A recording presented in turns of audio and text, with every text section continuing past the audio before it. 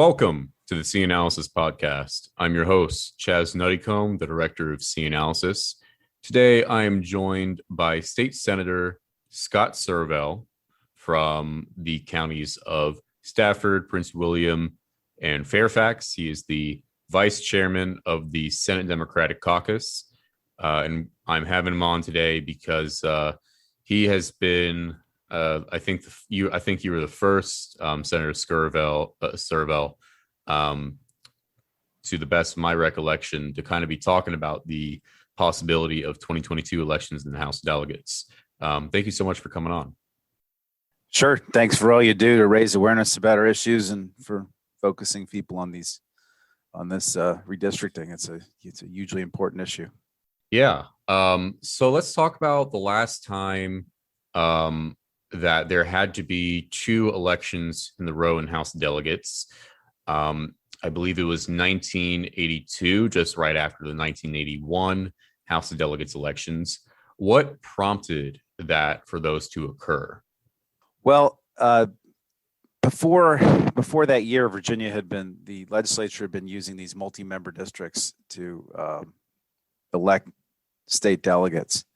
And for example, in Fairfax County, they had the county divided in half, and half the delegates to be elected from one half and one half from the other. And in the 1980 redistricting, they tried to keep that around, and there was a lot of problems with that. Number one, it diluted minority representation, right? When you take it's a lot harder for a minority group to exercise or to elect a minority candidate when they're elected from a much larger pool. And number two, the districts had the margin of error in their I shouldn't say the margin of error, but the difference in population size between the districts was not very uniform. I think it was like 15. There's a 15% variance, I think, in some seats. It might have even been as high as 20. Whereas like today in the districts we ran or that were drawn in the House in the last cycle had about a 1% variance. These had like 15, 20%. And the courts basically said you can't keep doing that. And the legislature the court told the legislature go back to the drawing board. They came back with districts which really weren't all that different. The court got kind of fed up and said, no, we're going to draw them for you, or you got to fix this, and we're going to have elections next year because you've been dragging your heels about this. Okay. Yeah, I knew the Virginia legislature used to be multi-member district, but I didn't realize it was that decade that it switched, and I didn't know about the court involvement and the mandates there. So when it comes to the possibility of next year, obviously the reason would be that we are using the old districts, the ones that were drawn in 2011 and 1/4 of which were redrawn in 2019. We're using them this year, even though we're not supposed to be. We're supposed to be using new lines. So what part of the Virginia Constitution, according to you, mandates that we have to have an election for the House delegates next year? Well, actually, there's nothing in the Constitution that says we have to have it next year. What the Constitution says is that we have to redraw them for this year's elections. And that's in I think it's Article 2, Section 6, and it says that every 10 years we gotta redraw, and normally that's completed by usually we have the session in April. The data comes in February. The session's in April. Usually there's some back and forth sometimes. Every once in a while there's a veto. But usually the districts are in place for August primaries and November elections. And then we have new districts for the we would have had them for the 2021 session. The other provision of the Constitution, though, is the new part, which is Section 6A, which is the part about the Virginia Redistricting Commission that the voters adopted in 2020, and that language doesn't specifically say that the elections have to be in new districts this year, but it talks about the deadlines of when they have to be drawn. And I think the intent when they did it was that they be drawn before the 2021 elections. But given when the data is coming in, hopefully next month, it's just physically impossible, legally impossible to elect people in new districts this year. So I think the reason that they might get redrawn next year has more to do with constitutional law than it does it's an intermingling of the constitutional law, I guess, and the Virginia constitutional text. But if you look back at the Cosner opinion, they talk about it a little bit there.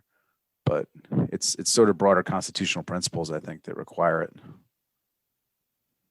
Okay. And I'm happy to talk about those. So I guess what would be the schedule to where we find out about whether it becomes concrete of whether there are going to be 2022 House elections? And also, let's say that the Republicans flip the House of Delegates this year. There's a decent chance of that, although I think Democrats are slight favorites right now. But let's say the Republicans flip the chamber. Do you think they're going to be? You think they're going to become pretty litigious and try and not have 2022 elections and say no, we should wait until 2023? Well, of course, but see, my thinking all along was that whoever's in the minority after the November elections is going to file suit asking for elections in 2022. Whoever the minority is. Paul Goldman has sort of preempted that, though, by filing his own lawsuit early. I guess he filed it a couple weeks ago, and he claims he wants to run in the 68th district, and that it's a clever way of trying to give himself standing to file the lawsuit now. But it's probably, I mean, and anyway, his complaint heavily relies on the 1982 litigation that you mentioned earlier. And so I'm not sure the court will take that up before we ever get to the point where whoever's in the minority is bringing suit. But it's clear that somebody's bringing suit, and the court's going to have to decide this sometime, probably in the next, 6 to 10 months, something like that. Okay. So do you think, well, 6 to 10 months, so it may not even be before the end of the year. You're saying that we find out whether there are going to be 2022 elections? Well, it might be. If I were a court, I might sort of want to wait for the redistricting commission to finish its work, but it's possible they could take it up before that. I mean, the decision about whether or not to have elections next year does not necessarily depend on what the districts look like, right? So it's possible the court could decide it sooner rather than later. It's possible. I just, litigation is uncertain business, and I'm not going to try and predict exactly what that schedule is, but precisely to I think to the degree you want me to predict it. But I mean, Goldman's case is just beginning, and in theory, that could resolve itself, in 3 or 4 months in theory. But in all likelihood, there's a lot of people involved, and the redistricting commission hasn't even completed its work yet. So, right. I think the courts just might want to see what happens there before they start making orders. Yeah. And well, so with the redistricting commission, the data, the redistricting data, I guess the sort of, quote, I would say unpolished or on data, it's comes out in August. To the best of my recollection, it's kind of in the old format, but the Census Bureau is releasing the kind of new format redistricting data in September. I'm not sure whether the commission is just going to use the old format data and kind of, I guess, polish it themselves, or the Commonwealth of Virginia polishes it itself.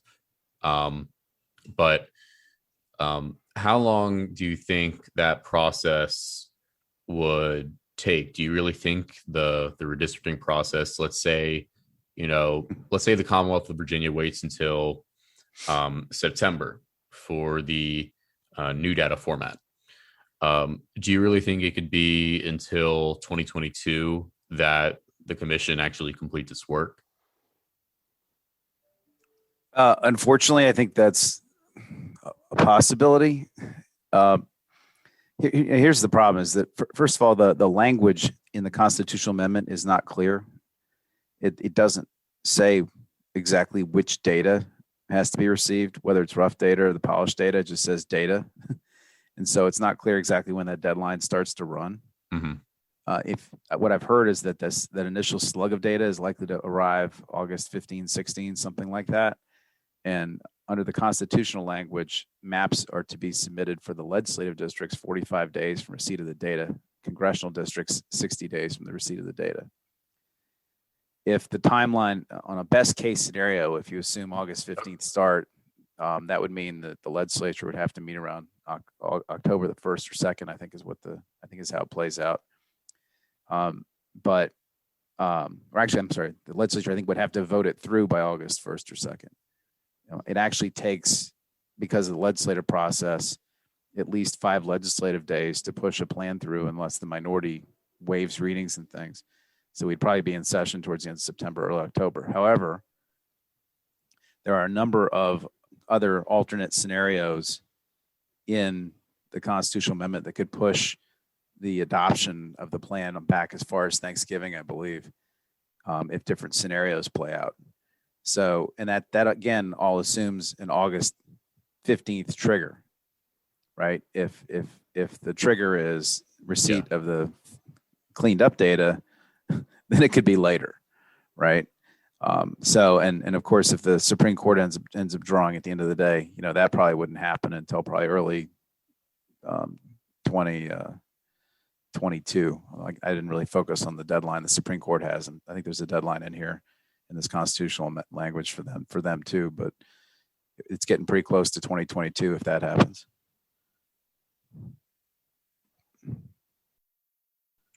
Yeah, and so you were saying, you were mentioning a little bit earlier about how it could be delayed, and I'm guessing one of the ways that it could be delayed would be if the power to draw these maps were thrown to the states, the Supreme Court of Virginia, correct? That it would be delayed all the way up until Thanksgiving. Well, that's the ultimate delay scenario. There's a couple others. For example, if the commission can't agree on a plan, then they get a second 14-day period to agree on a plan. And then if the legislature can't approve the plan, then there's a back and a forth that it goes on again. And since there's a number of other different delays that could go on, or rounds of this that could happen. But, if everything, face plants, that the ultimate decision would go to the Supreme Court. That's the scenario that would take the longest. Yeah. Well, I think that if the commission does draw a fair map, we were talking about earlier about how whoever is in the minority will file, lawsuits to try and prevent 2022 elections. But I think regardless of whether the Democrats have majority or are in a minority, I think it would be smart for them in the House of Delegates to try and get 2022 elections, because just the fact that Loudoun County, they get a free seat in Loudoun County because of the population there has exploded. Unless the map turns out to be somehow a ridiculous Republican gerrymander, they should be getting a free seat in Loudoun County. A fair map would also give them a free seat in Charlottesville. Rob Bell's seat would pretty much turn from a solid Republican seat to a solid Democratic seat. Chris Hurst's seat should be solidly Democratic because it would just be Montgomery and Radford. And I'm thinking off the top of my head, I think that one of the seats currently in the Chesterfield area will become more Democratic. Skylar Van Valkenburg's seat becomes solidly Democratic. I could go on and on and on. But my point being is that, regardless, if there are 2022 elections, even though I think that 2022 is going to be a good year for the Republicans nationally, I still think that Democrats would have a net gain in the House of Delegates under a fair map, given the population changes in Virginia. Now, let's say Ross Tyler wins re-election this year. If they really want to protect Ross Tyler, then I guess they would delay it, because Ross Tyler's seat is pretty much going to become a free Republican pickup in 2022 or 2023, really, given the population loss there. So do you see a scenario where, let's say the Democrats win a majority this year and decide, they want another round as soon as possible, if the map is good enough for them in 2022? Yeah, so you threw a lot in there. There's a lot of you threw a lot in there, and there's also a lot of assumptions in there. So let me try and go at what you just said a couple of different ways. First of all, and let me just make clear for purposes of this conversation that I have not spoken to anybody on the commission about lines or data or maps or I haven't talked to anybody in the commission about what they're going to do. The Virginia Code specifically prohibits members of the legislature from speaking to members of the commission about what they're going to do unless it's on the record in front of the entire commission in a meeting. So I have everything I'm saying is my own opinion. It's not based on any kind of actual knowledge of what they're saying. Okay, that's number one. And number two, nobody in the legislature has told me that if they're in the minority, they're going to file a lawsuit. That's again my sort of surmise, because I think that would be in whoever's in the minority's best interest just to take another shot. But so in terms of what you just said, in terms of how things are likely to be redrawn, the only thing we know is that two House seats have to move from the North Carolina border to northern Virginia, that Fredericksburg has had some big growth and that things have to sort of shrink around there. And then we know that one Senate seat, or about 3/4 of a Senate seat, needs to move from somewhere along the North Carolina border up to northern Virginia. Probably Prince William Loudoun area, right? So that's what we know. What we don't know is what the lines are going to be. We do know, though, that basically either Democrats or Republicans have a veto over anything that gets drawn. And I think you're right that there's going to be new delegate seats in Prince William and Loudoun, but I think it's kind of premature to speculate who they're going to favor.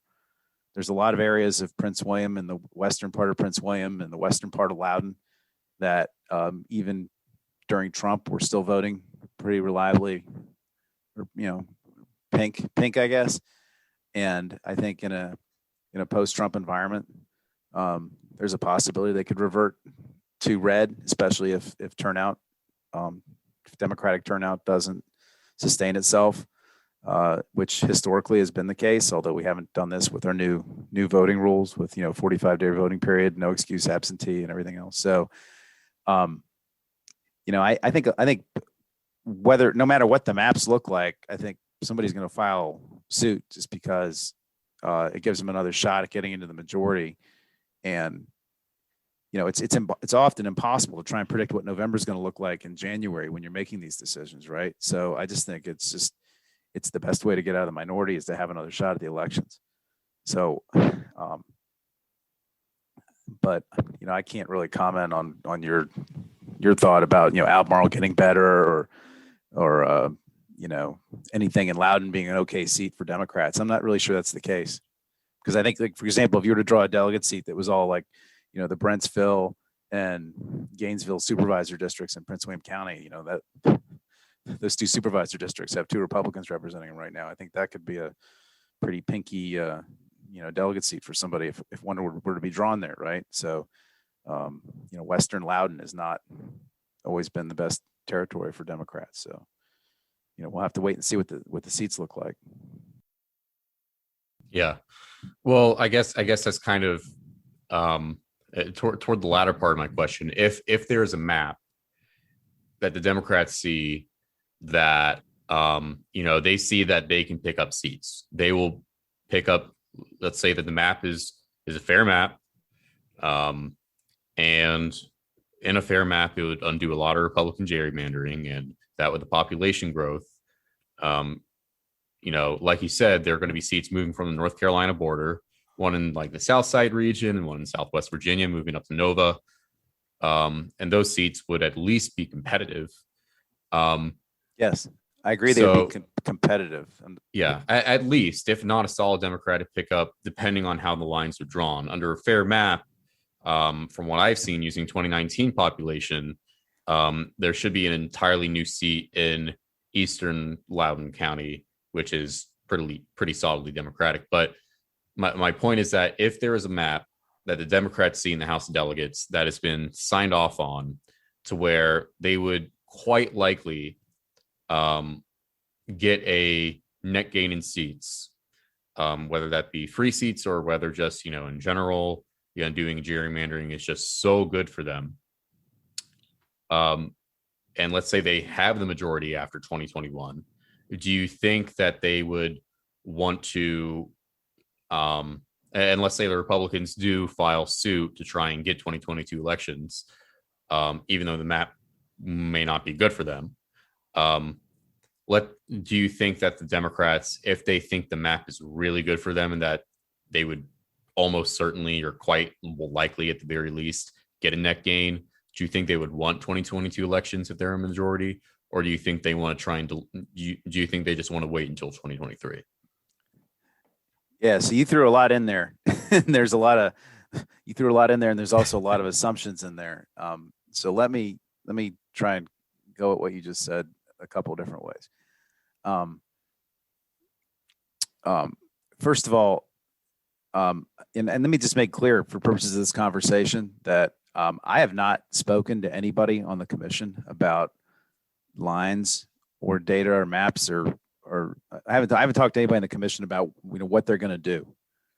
The Virginia Code specifically prohibits members of the legislature from speaking to members of the commission about what they're going to do unless it's on the record in front of the entire commission in a meeting.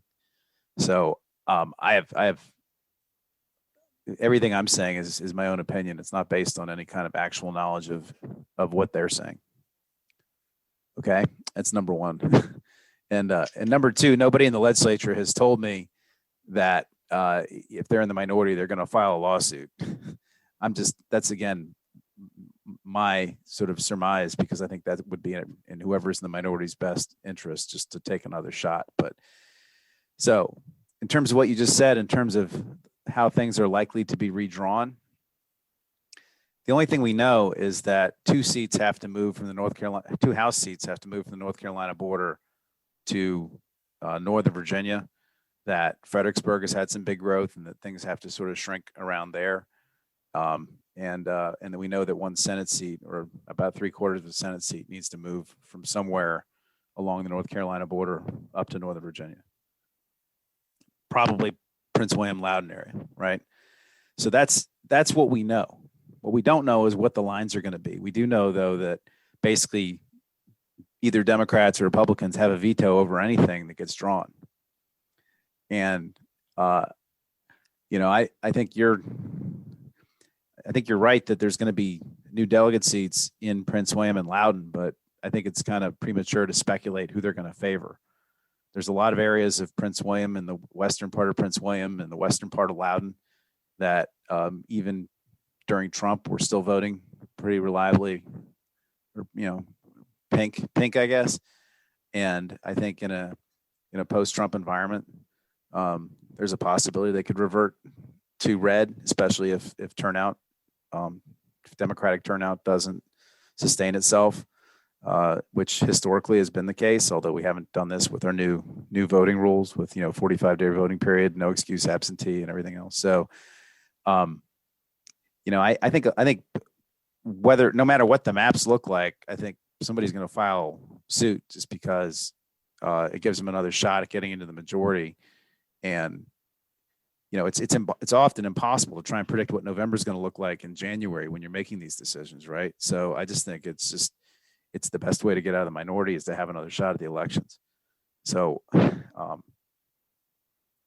but I can't really comment on your thought about Albemarle getting better or anything in Loudoun being an okay seat for Democrats. I'm not really sure that's the case, because I think, like, for example, if you were to draw a delegate seat that was all like the Brentsville and Gainesville supervisor districts in Prince William County, that those two supervisor districts have 2 Republicans representing them right now. I think that could be a pretty pinky delegate seat for somebody if one were to be drawn there, right? So Western Loudoun has not always been the best territory for Democrats. So we'll have to wait and see what the seats look like. Yeah.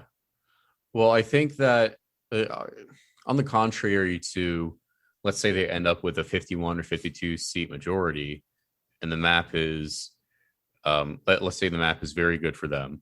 In that scenario, I don't see a reason why they wouldn't want to, if there's just such a small chance of the Republicans picking up seats under said map, that they would want to, get new elections to have a bigger majority. If that makes sense. Your small chance, and it's just that. First of all, I think that the idea the Republicans would draw maps that are somehow more favorable to Democrats is kind of a questionable assumption. But beyond all that, I mean, listen, I've lived through like a few waves now since I got into this business, and in 2009 when I ran for the first time, Democrats got wiped out, and then again in the redistricting election after that, further wiped out. And then I still remember 2017 when we were all told that they were going to pick up 3 or 4 seats and ended up turning into 17, right? And so when those waves come in, they have a big effect, and sometimes you don't even know when you don't even know there's a wave coming, right? So it's easy to assume that the future reality is going to be pretty similar to the present. But if you look at history, elections can be very unpredictable events. And so just putting yourself at risk by, agreeing to another election or consenting to it or, whatever. I mean, it seems to have a lot of risk to me. But that's just me. That's fair. So based on the timeline with suits and redistricting, would the filing deadline for these hypothetical 2022 elections still be in March, or would it be later? Would it be later? You're getting into speculative territory there now. So first of all, again, all this stuff is incredibly speculative. Just we've only had elections 3 years in a row in Virginia once, right? And it was in 1982. And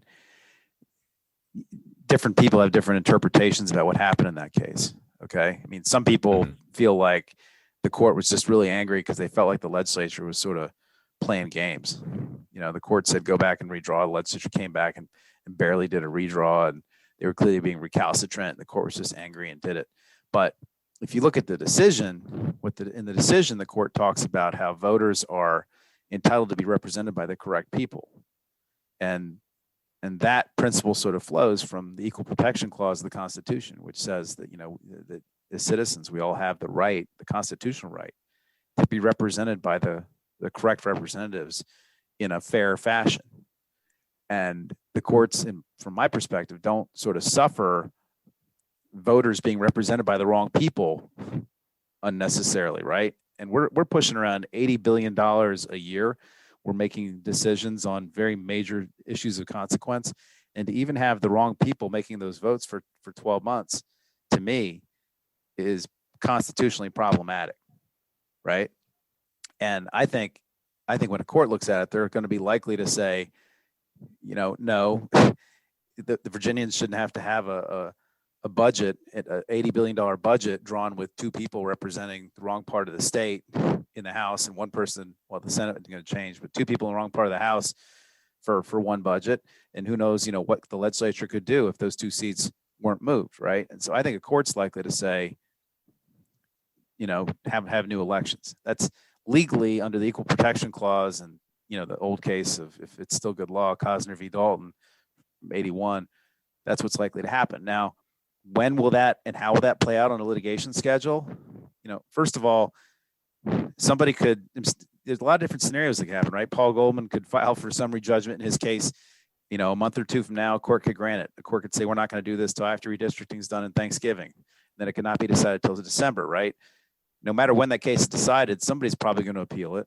It's going to go up to the court, to the Fourth Circuit. The Fourth Circuit could issue a stay and say, nobody do anything until we decide. That could take some time, right? It could go up to the Supreme Court, the U.S. Supreme Court. A lot of times when election issues are involved, things are expedited because of the nature of elections, right? So appeals and decisions and whatever that, but trying to predict exactly when the litigation washes out and when it reaches conclusion is very, very difficult. But in general, courts try to do it very promptly because of the stakes that are involved. So what we do know, though, is that given the way our election timetables work, I believe the latest we can have a partisan primary is August. After that, it becomes impossible, just because of the way our election data works and the way the voter rolls work and everything.